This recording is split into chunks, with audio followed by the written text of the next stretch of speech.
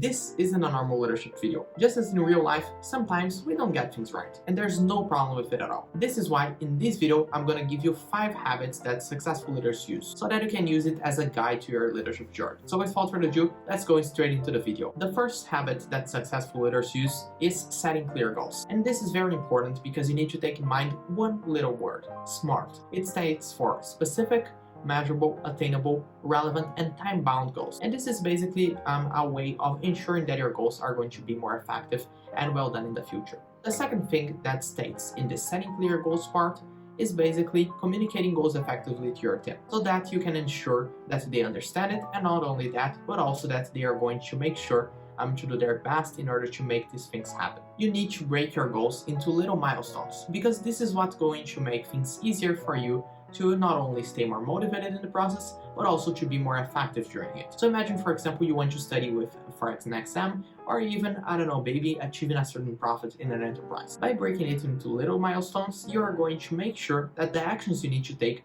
are much more measurable and attainable. And this is what is going to make sure that you stay motivated throughout the process. The second habit of successful leaders is delegating effectively. And what do I mean by that? Basically, a role of a leader is to make sure that the needs of everybody in a certain group are provided. And to do that, you need to identify the strengths and weaknesses of each member of the group, and not only that, but also to assist them in the process. The third topic is related to communication, and basically we need to remember of 4 steps in this process. The first one is to listen actively. The second one states for using clear and concise language so that others can hear you and understand what you say more easily. The third one states for body language, because you need to make sure that what your body says is in accordance with what your mouth says. This is basically going to provide more confidence in your speech and also make others trust you more easily. The last pillar is to make sure to adapt your communication style based on the audience you are talking to. So for example, if I'm giving a presentation to a group of children, my language would differ very much than if I were talking to a group of undergraduate students, so make sure to keep that in mind. Fourth, embrace change. Leaders who are open to change are more likely to succeed than others. So 1. Stay up to date on new trends and technologies. 2.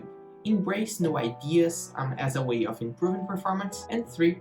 Take risks in order to improve the likelihood of achieving your goals. 5. Continuous learning and improvement. Seek out new knowledge and also experiences in your life. This can be done alone by reflecting upon your past actions and seeing what could be done differently, or even with others by listening actively to their feedback in order to find ways of improvement. Also, if you want to dive deep in the topic of communication, check this video here that is going to help you out with that. See you guys!